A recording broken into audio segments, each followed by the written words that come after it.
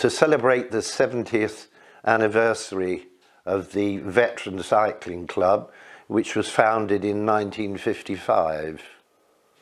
And we're having a camp for the weekend where lots of section members, general members, congregate at the said camp locally to spend a weekend of the joyous art of cycling veteran cycles of all shapes and sizes and ages.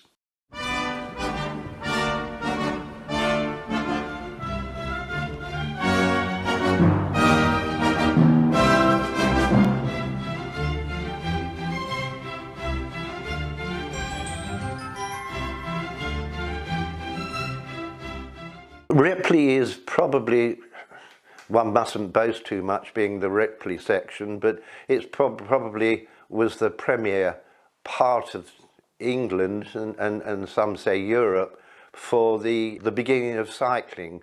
It was a road that was considered so desirable to cycling that people from all over the country congregated at Ripley and rode up and down the Portsmouth Road. So it's the senior area of the infancy of cycling, and we try to promote that it continues in such a way.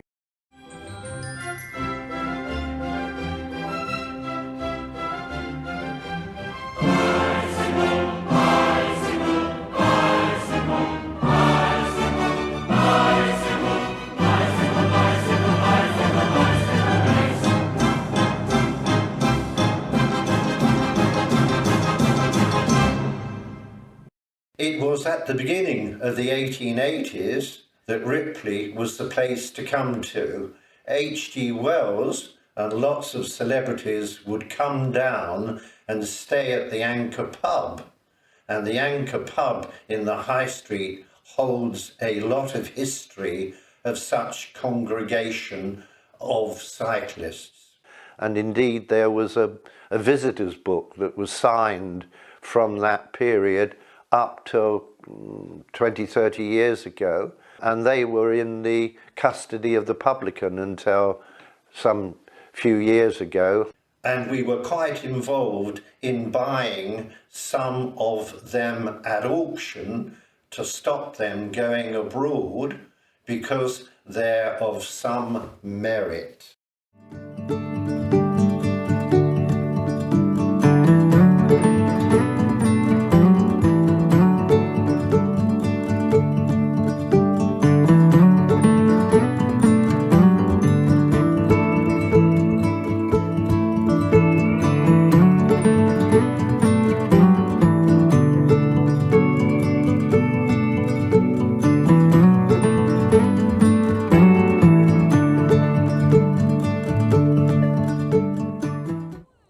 Good morning. Morning.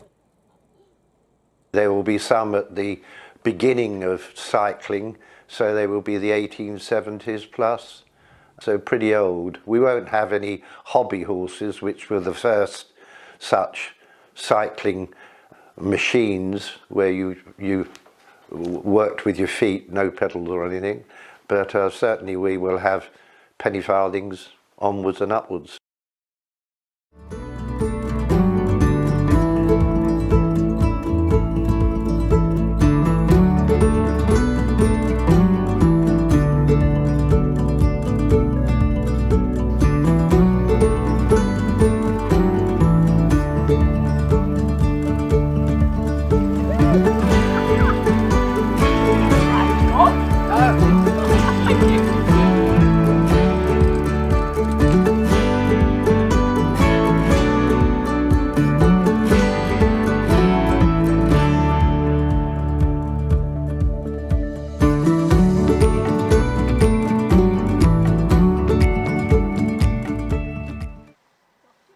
As I've mentioned earlier, the hobby horse had wheels but no pedals, and you moved it with your feet, which was quite an interesting thing. We've still got a section that turns out on such apparatus.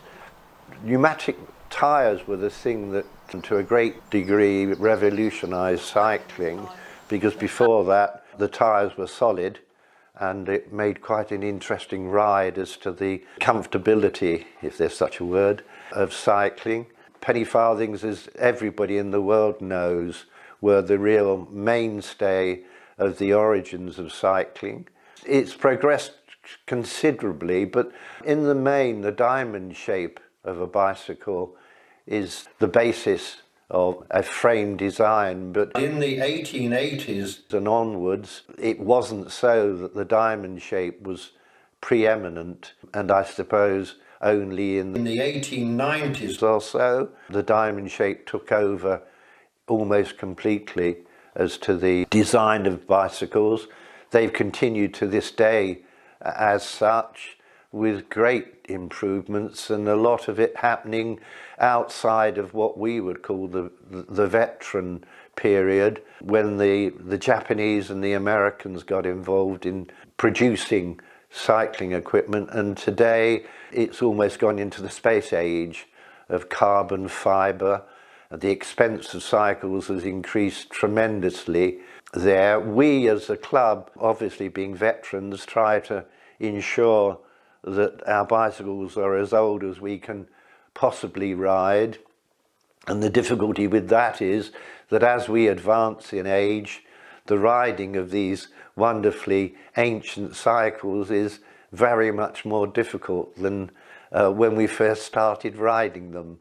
So you've got an influx now in the club and the sections of what we call lightweight cycles, which is tending to take over somewhat and disappoints a lot of members because they're coming up to the modern age and the ability of us old people to actually ride comfortably. But having said that, up and down the country there are a great number of veteran cyclists that cycle the oldest of machines, and particularly penny farthings. There's always a great deal of penny farthings still being ridden, and quite incredibly ridden at great pace and huge distances. And long may it continue.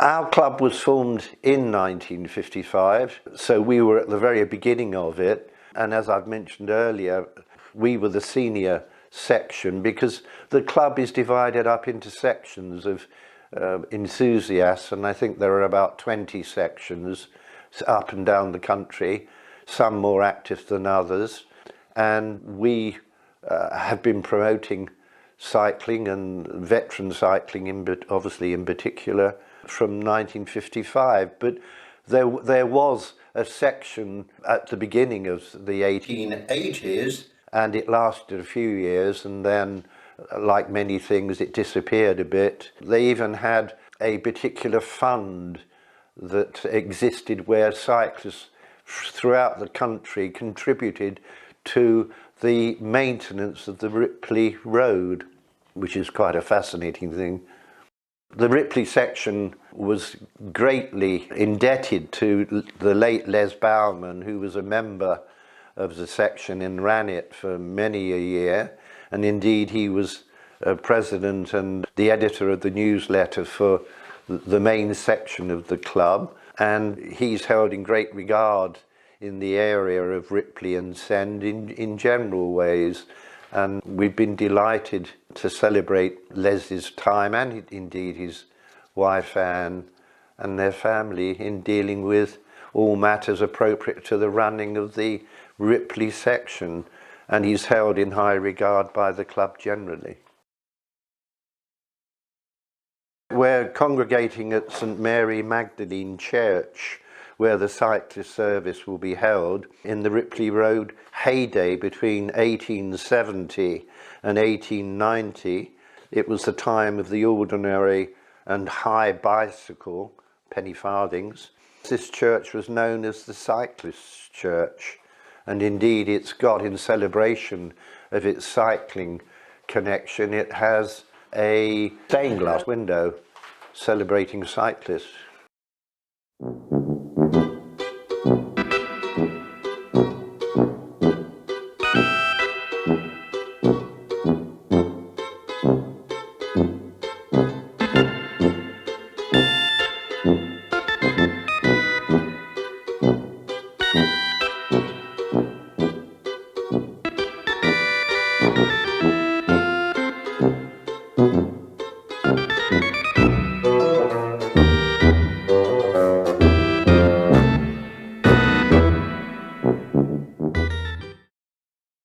cyclists, and cyclists accept cyclists of any shape or form and cycle. We tend to prefer it, the older the better, but of course what we term the lightweights, they're getting ancient now from the 50s and 60s, so we find those acceptable.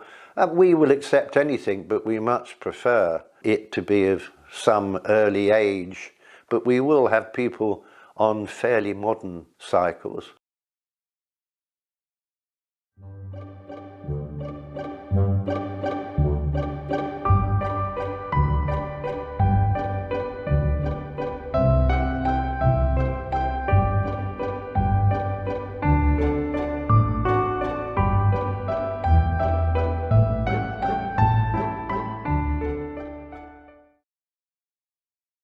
There'd be people from the 20 sections, I think it is, that we have.